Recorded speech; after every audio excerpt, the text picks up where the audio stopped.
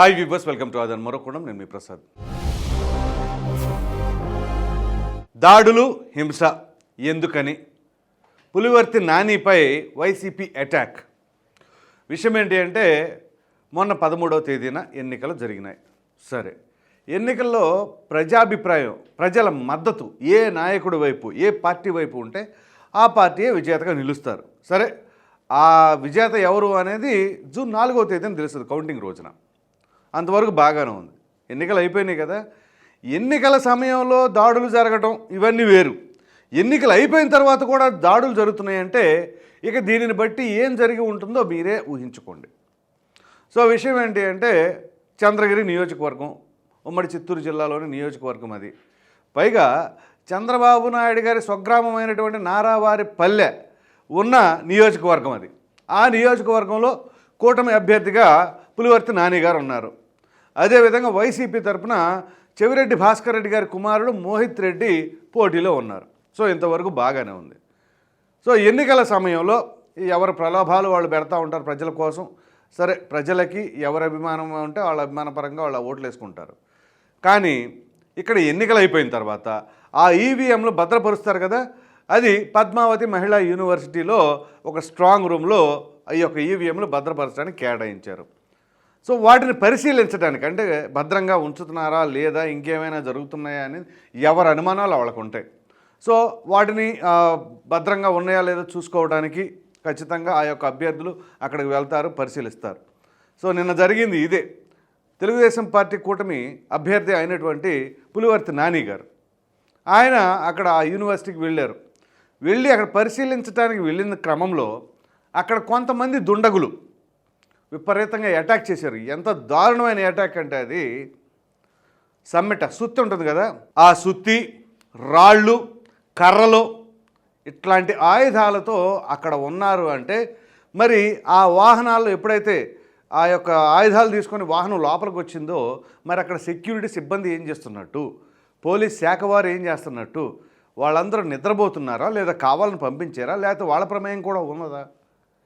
So ఈ విధంగా ఎట్లాంటివి జరుగుతున్నాయంటే, పులివర్తి నాని గారు గత ఎన్నికల్లో కావచ్చు, వాళ్ళకి ఎదురైన అనుభవం కావచ్చు, ఆ నేపథ్యంలో కార్లకు కూడా సీసీ కెమెరాలు, అంటే కెమెరాలు ఫిక్స్ చేసుకున్నారు. ఆ ఫిక్స్ చేసిన విషయం మరి అందరూ గమనించారో లేదో ఎవరి వరకు తెలుసో తెలియదు. కానీ దాడికి పాల్పోయేటప్పుడు కెమెరాలు ఉన్నాయా లేవా అట్లాంటివి పట్టించుకోరు కదా. సాధారణంగా ఎవరైనా మీడియాకు సంబంధించిన వాళ్ళు వీడియోలు తీస్తున్నా లేదా ఇంకెవరైనా పౌరులు ఫోన్లో చిత్రీకరించాలని ట్రై చేసినా సరే అవి పగలగొడతారు. సో అంత ధైర్యానికి కూడా ఎవరు సాహసించరు.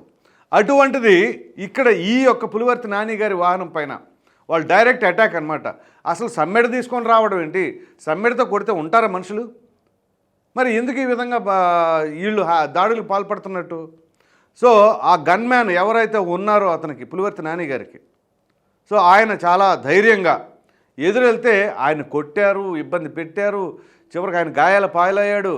అయితే పులివర్తి నాని గారు అదృష్టవశాత్తు ఆయనకు ప్రాణాపాయం లేకుండా బయటపడగలిగారు. ఆ విధంగా జరిగింది. సో అంత దారుణంగా ఇక్కడ హింసలు జరుగుతున్నాయి అంటే, అది కూడా ఎన్నికలు అయిపోయిన తర్వాత.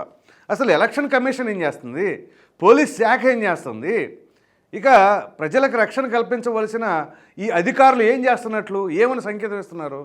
పైగా వైసీపీ నాయకులు ఈ విధంగా దాడులకు పాల్పడితే, అది ఎన్నికలు అయిపోయినాయి కాబట్టి, ముందే చేశారనుకోండి వైసీపీ పట్ల వ్యతిరేకత వస్తుందని అయిపోయిన తర్వాత చేస్తున్నారా? ఒకవేళ అసలు ఇప్పుడు పరిస్థితిని బట్టి ఈ విధంగా దాడులు చేశారు కదా, రేపు మరలా వైసీపీ అధికారంలోకి వస్తే ఇంకా అసలు ఎవరిని బ్రతకనీరేమో బహుశా అన్నట్లుగా ఉంది. అదే సంకేతం ప్రజల్లోకి వెళుతుంది. సో ఇప్పుడు ఈ వైసీపీ నాయకులు దాడి చేశారు అంటే, వైసీపీ నాయకులు కానీ ఇంకెవరైనా దాడి చేస్తారా? పోని పులివర్తి నాని గారు ఆయనే కావాలని దాడి చేయించుకున్నారా అని అనడానికి అవకాశం లేకుండా అక్కడ వైసీపీ తరఫున జెడ్పీటీసీ వ్యక్తి అయినటువంటి భాను అతనే ఉన్నారట. సో అదేవిధంగా చెవిరెడ్డి భాస్కర్ రెడ్డి గారి తమ్ముడు రఘు ఆయన ఉన్నారట. సో వీళ్ళందరూ ఆ విధంగా అటాక్ చేస్తూ ఉంటుంటే ఇక దీనిని బట్టి ఏమని అనుకోవాలా?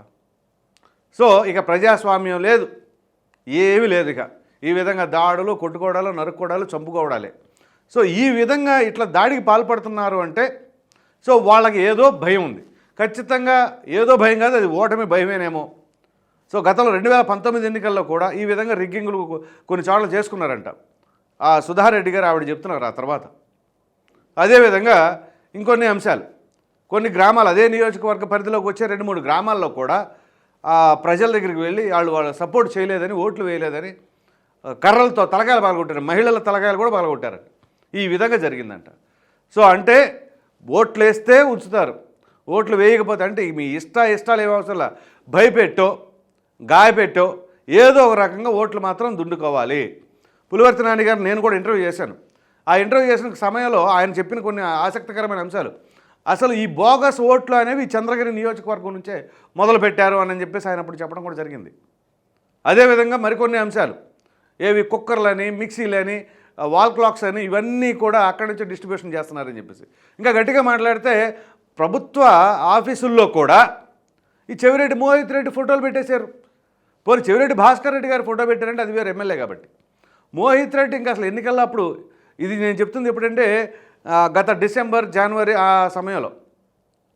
సో ఆ సమయంలో ప్రభుత్వ ఆఫీసుల్లో చెవిరెడ్డి మోహిత్ రెడ్డి ఫోటోలు ఏ విధంగా పెట్టగలుగుతారు? సో మన ప్రభుత్వం అలా ఉంది, అధికారులు ఆ విధంగా ఉన్నారు.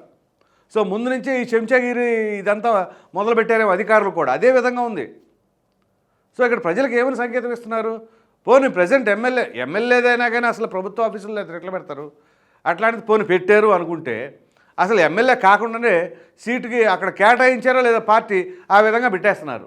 అట్లా ఉంటుంది. ఇక గతంలో ఎన్నడూ లేని పరిణామాలన్నీ కూడా వైసీపీ హయాంలో జరుగుతున్నాయి అంటే ఇక దీనిని బట్టి పరిపాలన తీరు ప్రజల పట్ల ఎంత బాధ్యతగా ఉంటున్నారో అర్థం చేసుకోండి. ప్రజలకు కావాల్సింది ఏంటి? మీ ఫోటోలు, మీ బ్యానర్లు అవి కావాలా? పరిపాలన మంచిగా ఉండాలా? సో ఆ పరిపాలన తీరు సంగతి ఎలా ఉంచినా సరే, ముందుగా అభద్రతా భావంతో ప్రజలు అల్లాడిపోతూ ఉన్నారు. ఎక్కడ చూసినా హింసలు, దాడులు, ఇవే ఘటనలు. సో మొత్తం మీద వైసీపీ వాళ్ళు మరి దీన్ని ఏ విధంగా మార్చుకుంటారో కూడా ఆలోచించాలి. సో పులివర్తి నానినే కావాలని చేయించుకున్నాడు, ఇదిగో టీడీపీ ఇట్లా ఉంటుంది అట్లా ఉంటుంది అని చెప్పేసి మళ్ళీ తిరిగి టీడీపీనైనా అనొచ్చు. సరే, ఇక ఇవన్నీ రాజకీయపరమైన అంశాలు. ఒకరి మీద ఒకరు దుమ్మెత్తి పోసుకోవడం ఇవన్నీ కాదు. ప్రజలకు ఏమి ఇస్తున్నాం మనం? పరిపాలన పర్ఫెక్ట్గా ఉందా? అదేవిధంగా ప్రజలను భయభ్రాంతులకు గురి చేస్తున్నామా?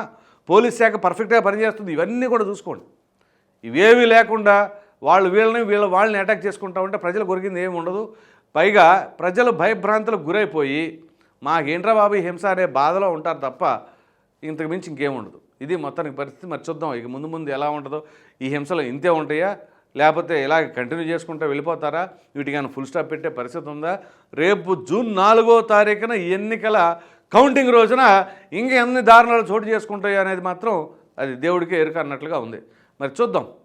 ఈ వీడియో కనుక మీకు నచ్చినట్లు లైక్ చేయండి, షేర్ చేయండి. అదేవిధంగా దాడులు, హింస ఎందుకని, పులివర్తి నానిపై అటాక్ చేసిన వైసీపీ అది ఓటమి భయమేనా అన్నదానిపైన మీ విలువైన అభిప్రాయాన్ని కామెంట్ రూపంలో ఖచ్చితంగా తెలియజేయండి. మరిన్ని వీడియోస్ కోసం మన ఆదాయం ఛానల్ సబ్స్క్రైబ్ చేయడం మాత్రం మర్చిపోకండి. Thank you.